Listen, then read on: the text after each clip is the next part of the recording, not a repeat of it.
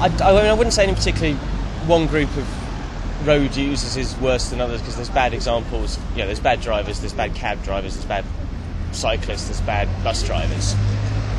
Buses you do feel quite well. They do. I've had times, especially here and on the high street, where they pulled out when they haven't seen you and things like that. Certainly. But you get that with cars. How does that make you feel when they pull out and? Nervous and angry as well. They decide to go up the inside of us, and they go up the pavement, down the pavement in front of us. I've even had them hanging on the back of the bus. But the Cowley Road itself, you try and use the back streets if you can, because it is dangerous. So. And how does it make you feel when a bus goes past you? Very nervous. And why does it make you nervous? What makes you nervous? The fact that they don't always seem to be aware that you're there a lot of the time. Especially if you're trying to go past a bus when it's at the bus stop and then it just pulls out and you're at its side. They don't seem to notice you. So, scary. I think waving and smiling it's a good gesture. If you realise, you cut across in front of a bus, like with the cyclist, and you realise it's a mistake, and the bus has to brake. They're carrying passenger. If you say, "Oh, yeah, I'm sorry," I think that's a nice gesture. But when I'm trying to avoid a pothole or a drain, or indeed a curve in the pavement, I swing out into the road, and if a bus or a car is too close to me, then I can get nicked off. I receive a number of complaints from cyclists every week about the poor standard of driving shown by one of my bus drivers, or some other misdemeanour that's alleged on the road. And sometimes it's true, and we're happy to investigate it and take action where it's necessary. But of course, sometimes it just feels like if a cyclist does something wrong, because some do, and we've all been out there and seen it, there's no sort of number to ring for when a cyclist jumps a red light or cuts up a bus. So it's quite frustrating, because I think from a bus driver's point of view, they're very traceable. They're it's very obvious who they are, and we can identify them with no trouble. But when a cyclist does it, they're just a sort of a random individual who's perhaps never seen again. Twice I've been knocked off because somebody's opened the car door on me. So if I go past the car and somebody's sat, I assume that they haven't seen me, and I tend to pull out and just hope that nothing's coming behind me, because it happens time and time again that people open the car door, they haven't seen you, they don't look, and they need to look. We're driving a 40-foot bus that takes a long time to start and a long time to stop. Now, if a cyclist pulls in front of you, you're not going to stop a 40-foot, 10-ton bus in a snap of a second. I think most bus drivers are pretty well aware of the needs of cyclists. They don't want to run down a bike any more than any other traveller does. But there are places where it's quite difficult for bus drivers to see bikes, particularly on the left-hand side or when buses are pulling out. And those are the two times when I think bus drivers need to be really careful about what they're doing. Otherwise, I wish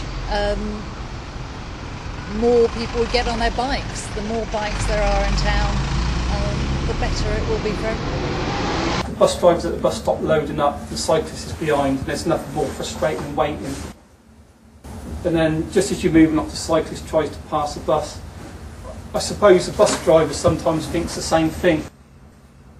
He can't be bothered to wait behind the cyclist until he gets to the next stop, because it's going to take another 20 seconds. But if he overtakes a cyclist and pulls in, then he cuts the cyclist up, and there's nothing more annoying for the cyclist, and it's dangerous.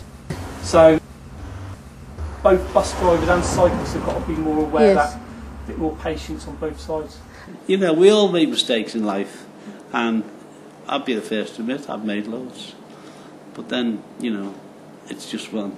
But you hope that the mistake you make is not going to have serious consequences. Up to now, it hasn't. So, and I'd say I think we all got to look and think about each other a bit more.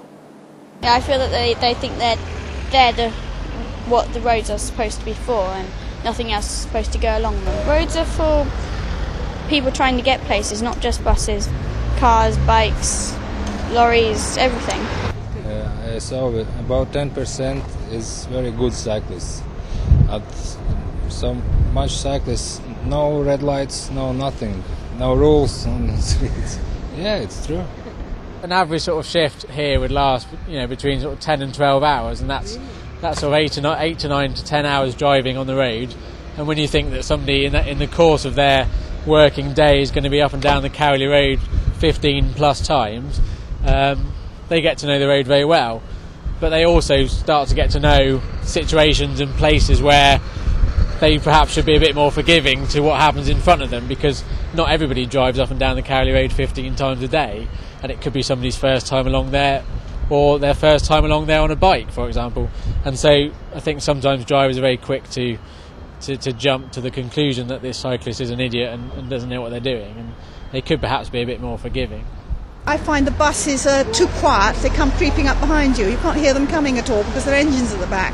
They're too fast and they come very close to the edge of the pavement, and it's quite intimidating. Especially if you're on a bike, you can get squeezed out of the bike lane. And if you're on the pavement, the rush of air it's just a bit frightening. I mean, you just feel they're going too fast all the time. I think it's really important that all road users obey the rules of the road. So I can see it's really frustrating for bus drivers when cyclists do things like go through red lights. But on the other hand, I do think that if car drivers and bus drivers want cyclists to do that kind of thing, i.e. stop at red lights, they need to give us space and treat us as road users. They're a law to themselves. Nothing's done when they shoot red lights, nothing's done when they shoot across pedestrian crossings, or when they cut up other cars, or anything really. I mean, what they don't realise is that this bus can kill them, and they just seem to be immune to the fact that we are driving this tons of metal behind them, and they can do what they like, turn right, turn left, stop when they like, and as though we can stop on a sixpence. Cyclists never use lights. Cyclists never stop at traffic lights. Cyclists never give way to pedestrians. And maybe if the police and the cyclists were enforced a little bit more, things would be a lot better. It's always just, you've got to have your eyes at like 10 different places at the same time, because there's traffic coming from 2 different directions, and there's other bikes overtaking you, and also kind of 2 buses trying to get past each other, which they can't very easily, so they kind of come as close as they can on either side. And just traffic generally, and like everyone with their windows open, kind of honking their horns because it's bad traffic and stuff. It's all just a bit kind of frantic, and you've got to kind of just stay calm and check all the possible kind of things that could go wrong. Yeah, it's quite scary sometimes when you're coming down, and also a terrifying thing is knowing that some people might open their car doors right into your path, and then you're trying to keep a little bit of a wide berth around them, and the buses are trying to squeeze the other way, and the cars are trying to squeeze the other way, so a bit hairy sometimes. When a cyclist is in front of me, I do expect anything. Because you see the problem, they don't indicate, they don't give us signs what they want to do. If, for instance, they're going to make it easy for us. If, for example, I'm following a cyclist, it's always so good if she or he can let me know what she want to do. If she want to turn light, it make me feel happy. I reduce my speed, and I always give her way comfortably. Yeah, sometimes you feel intimidated because, you've got a big bus behind you, it can knock you off your bike if you don't move. Sometimes they do open their doors and say, get on the path. And then when you do get on the path, there are pedestrians saying, your cycling path is on the road. And it all really does get annoying at times. Sometimes I go through red lights so I can just gain space from a bus, so I don't want them to knock me off.